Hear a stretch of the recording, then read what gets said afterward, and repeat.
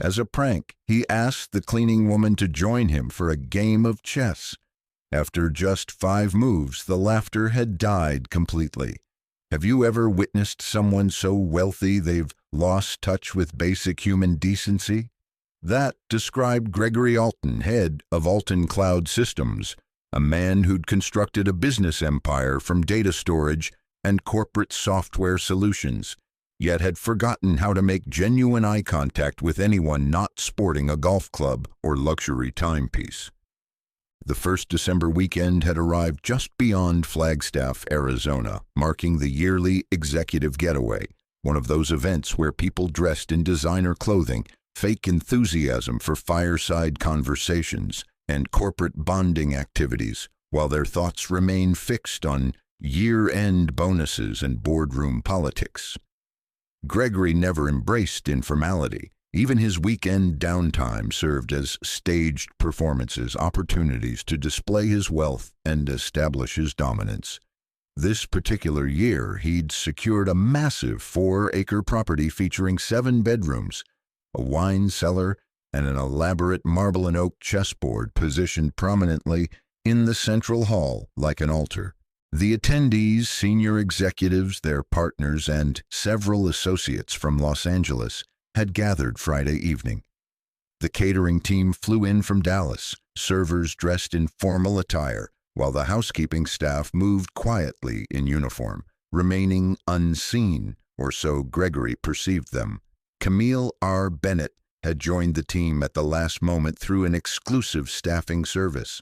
At 51, she was soft-spoken and reliable, moving throughout the house methodically, handling linens and clearing dishes soundlessly. No one inquired about her name or acknowledged her presence, save for Janice Harper, the marketing VP, who praised Camille's competence and offered a brief smile when she passed with appetizers, though even that seemed more courtesy than genuine connection. Saturday evening brought relaxation as bourbon-filled glasses and conversations grew more animated. Gregory positioned himself at the living room center, whiskey tumbler in hand, wearing his characteristic confident grin. The discussion had turned to strategic games and leadership principles. Commerce resembles chess, he announced. Each move should create pressure for your opponent. People responded with nods and chuckles. Naturally, they did.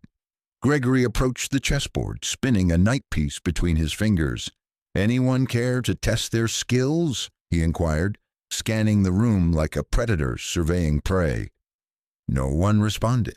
He then turned just enough to notice Camille walking through the corridor, carrying a tray of pristine wine glasses. "You there," he called out, his voice cutting through every conversation. Camille stopped abruptly. Gregory smiled broadly. "Do you know how to play chess?" She hesitated, glancing at him, then at the board. "Somewhat," she answered quietly. "Come now," he laughed. "Don't be modest. Let's discover what our staff can accomplish." Nervous laughter rippled through the crowd. Someone cleared their throat. Janice Harper's expression flickered, uncertain whether to laugh or exit. Camille observed the guests, then returned her gaze to Gregory, her mouth set in a determined line. She approached, carefully placed the tray on a nearby table, and wiped her hands on her apron. "Certainly," she said steadily. "If you wish to play, I'll participate." Gregory applauded like a television host. "Excellent attitude." He pulled out the opposite chair with an exaggerated flourish. The guests gathered around like scavengers. One person even retrieved their phone to record.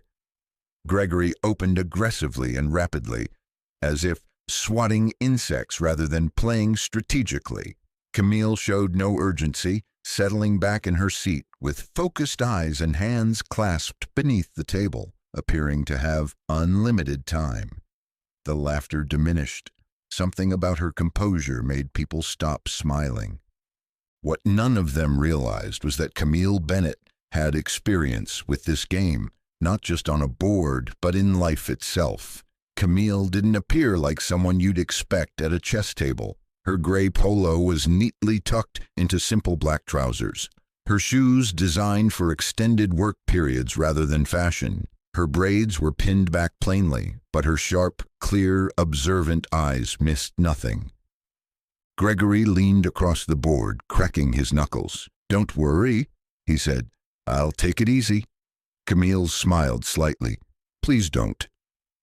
The guests chuckled, some awkwardly, others genuinely, unsure if she was serious. Gregory disliked that uncertainty. He began with an aggressive king's pawn, predictable and flashy. Camille countered with a quiet defensive move, bishop's pawn, slow and deliberate. Then she waited, not anxiously but patiently, like someone who understood the power of silence. By the third move, Gregory was providing commentary. This is known as the Italian game, traditional classic strategy taught in beginner guides. Camille remained silent, simply moving her knight, and suddenly the dynamics shifted. People leaned closer. Janice whispered to her husband, "She's not guessing. Observe her, she's analyzing him." Gregory, perhaps sensing the energy change, cleared his throat and addressed the audience. "I once defeated a hedge fund manager in 6 moves. He never anticipated it." Camille slid her bishop diagonally across the board in a clean, quiet move. "Are you certain you haven't played before?" Gregory asked, his eyes narrowing. "I played somewhat in college," she replied. "Oh, where was that?" "Fisk," she answered. That response gave several people pause. Fisk University, a historically black institution renowned for academics. "Did you study there?" Gregory asked, attempting casualness. "I did," Camille confirmed. "Computer science, full scholarship." Someone in the back muttered under their breath. Gregory blinked, looking from the board to her. "And now you work in housekeeping?" he asked. Camille didn't flinch. "My mother became ill. I left before graduating to care for her and never returned." She moved her knight again, another solid play, not showy or loud, but it blocked Gregory's entire left flank. For a moment silence filled the room.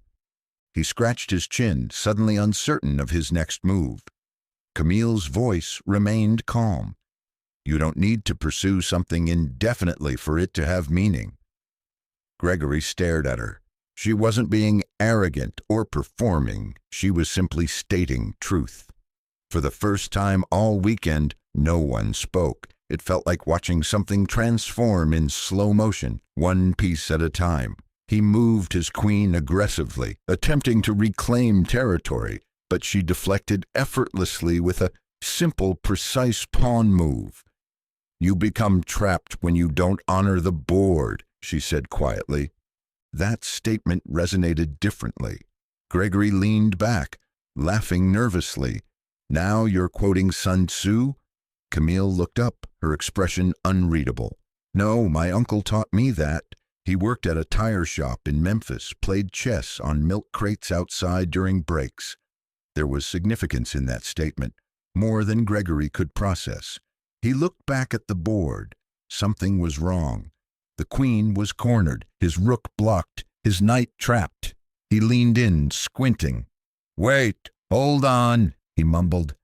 Camille didn't move or fidget. She simply waited. Janice stepped closer, one hand covering her mouth. CFO.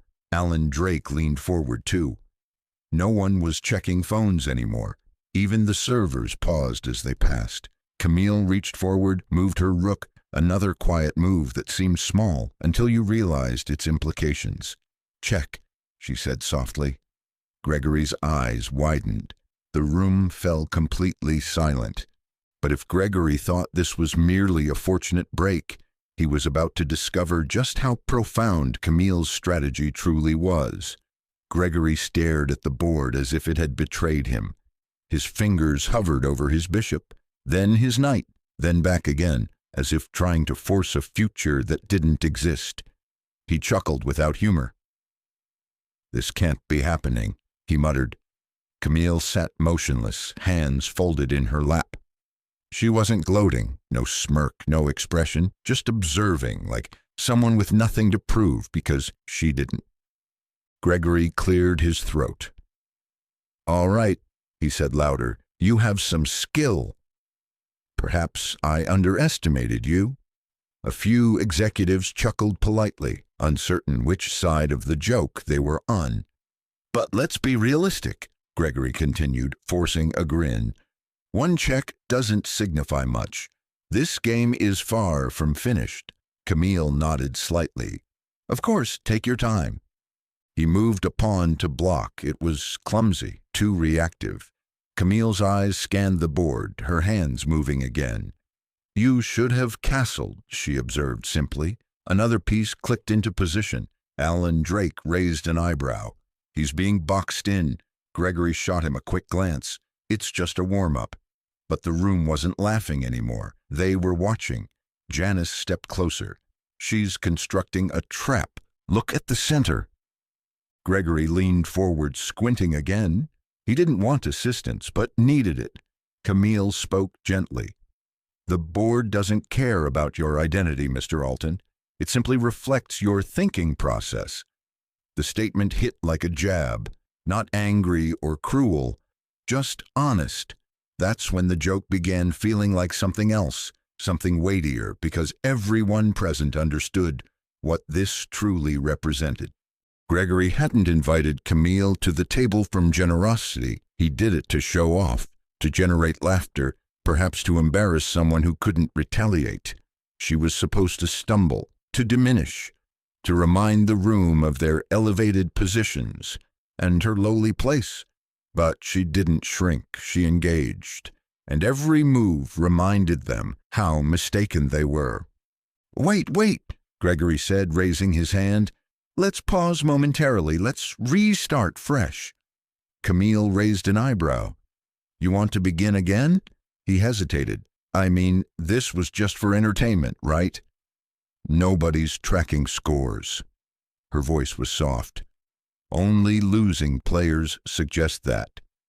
The line wasn't sharp, wasn't delivered with heat, but the room reacted as if slapped.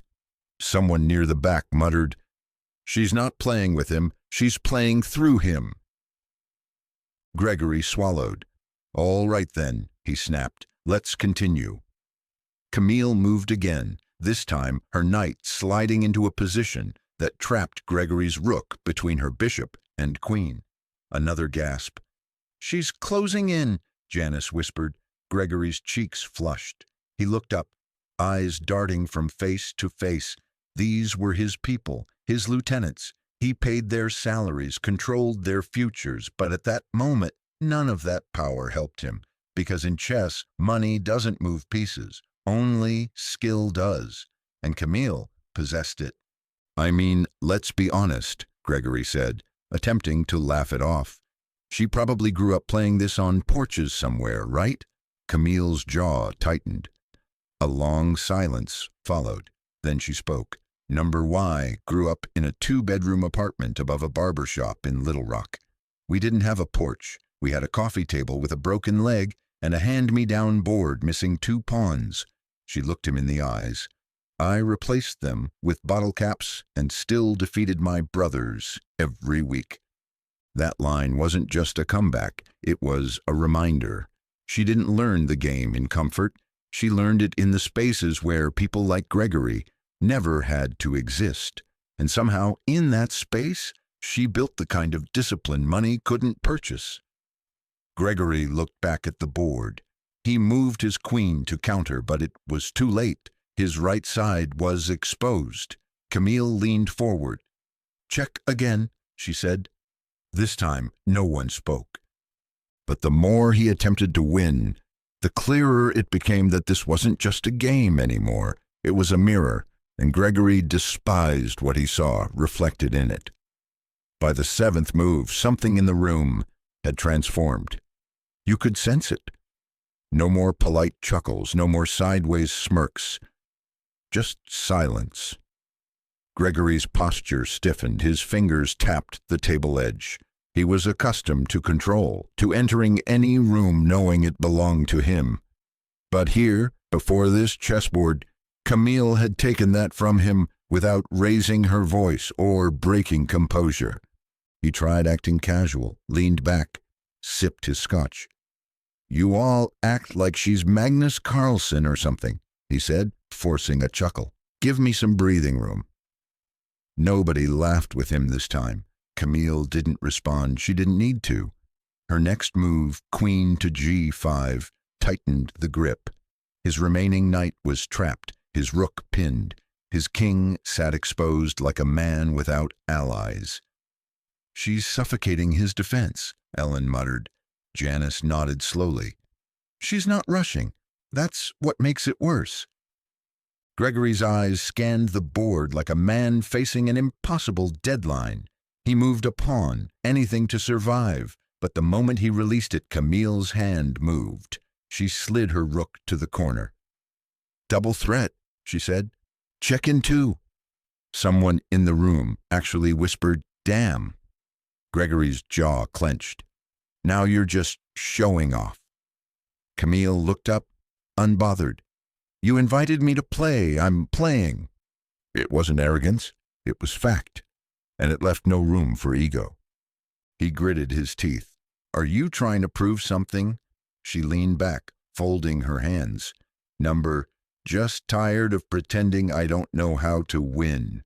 Boom! The weight of that statement, you could have heard it drop like thunder. Janice turned to Ellen, her voice barely audible. She wasn't just playing the board. She was studying him from the moment he opened his mouth. Gregory tried to recover. He moved his bishop.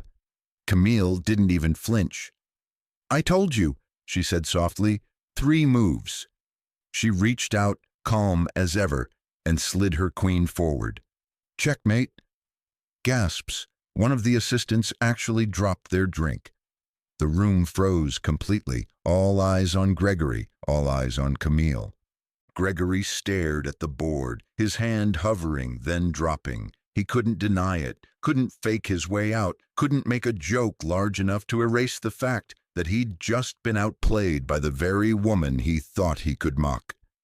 He rubbed the back of his neck, avoiding eye contact with everyone. Camille stood up. Not quickly, not slowly, just deliberately. She adjusted her apron, then gently began returning the pieces to their positions one by one, silently. Gregory watched her hands, stunned into stillness. "You know," he mumbled finally, "this wasn't how it was supposed to happen." Camille looked at him, really looked at him. "I know," she said. "That's the problem. Not a threat, not a boast, just truth." She turned to walk away, her shoes whispering against the floor. "Wait," Janice called after her. Camille stopped. Janice cleared her throat. That was impressive. Camille gave her a small, warm nod. "Thank you." Gregory looked down, then muttered, "I guess you're more than just a maid." Camille paused, turning her head slightly. "I always was," she said. "You just didn't see it." But the real checkmate wasn't the move. It was how Camille walked away with her dignity intact, while the room sat there trying to figure out how they'd missed the brilliance sitting right in front of them. Camille left the room as if she'd simply completed her job. No victory lap, no smirk, no dramatic pause, just quiet steps down the hallway and back to the kitchen. But the silence she left behind spoke louder than anything she could have said.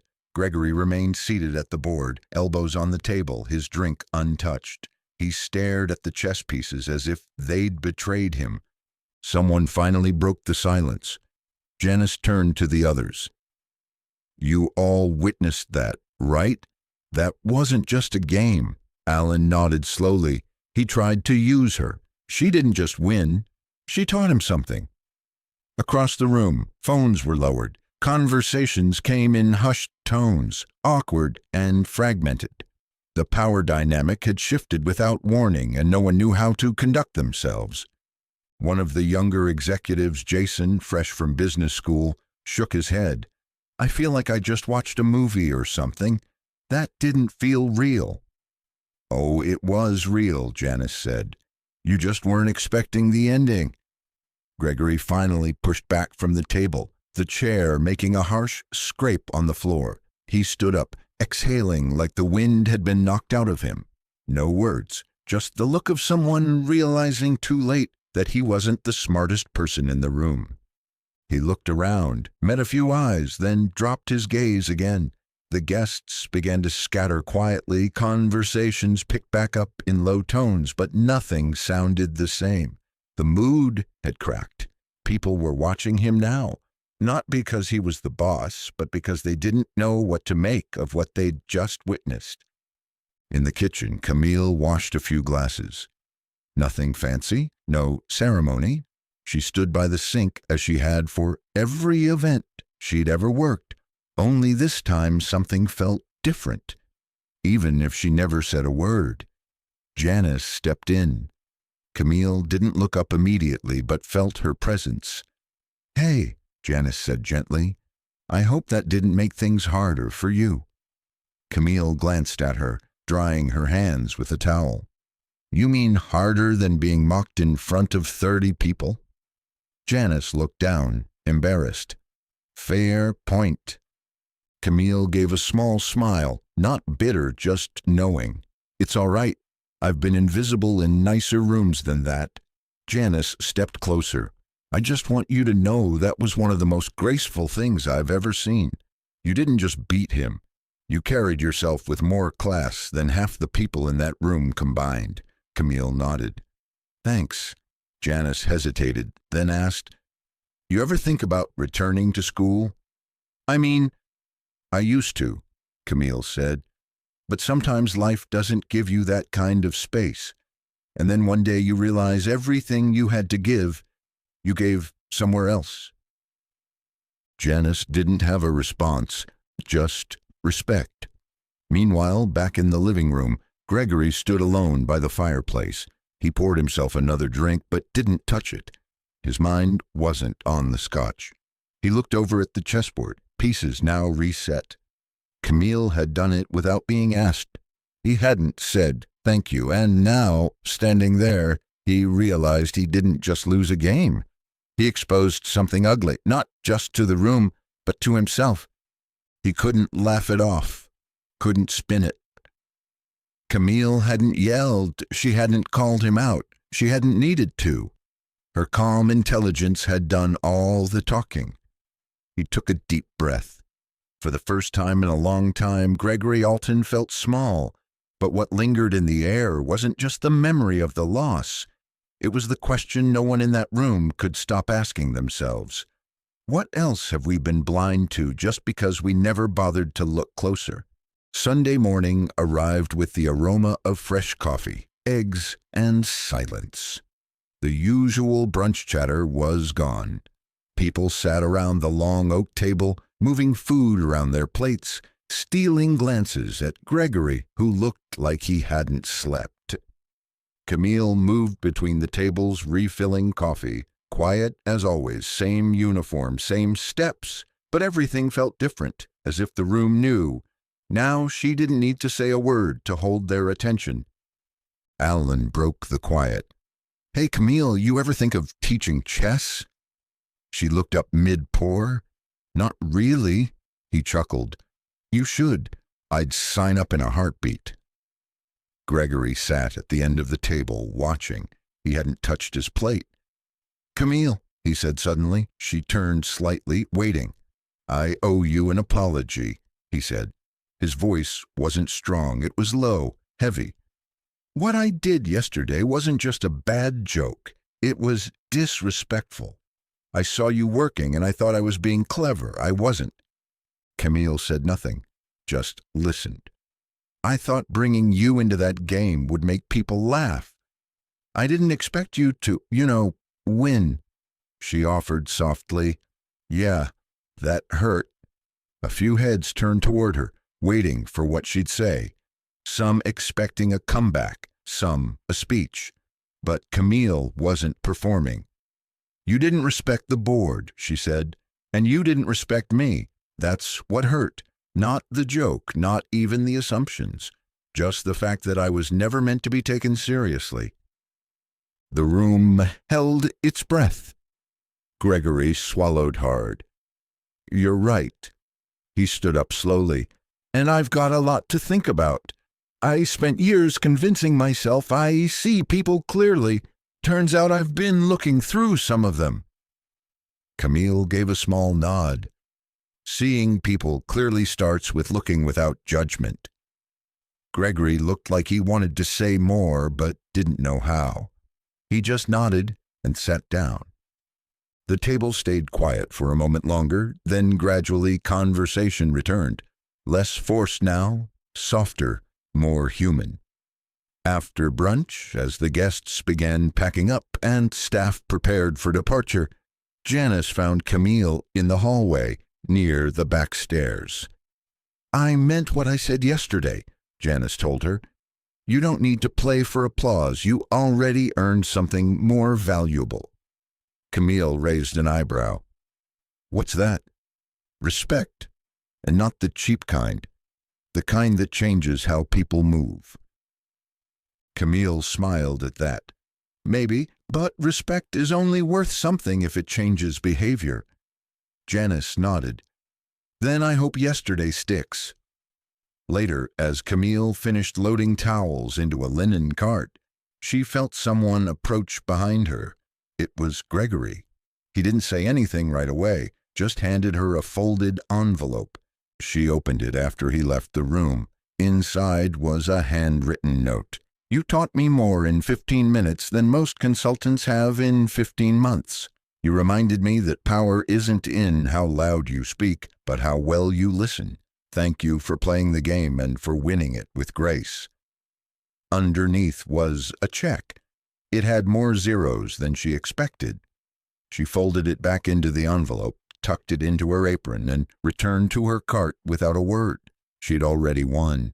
But Camille's real victory wasn't on the board. It was walking away without needing validation, proving that some people play chess with pieces and others with patience, silence, and truth. The estate emptied out by the afternoon. SUVs rolled down the gravel driveway one after another. Laughter returned, but quieter.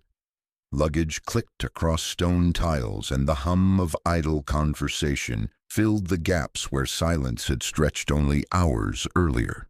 Camille stayed behind to help close up.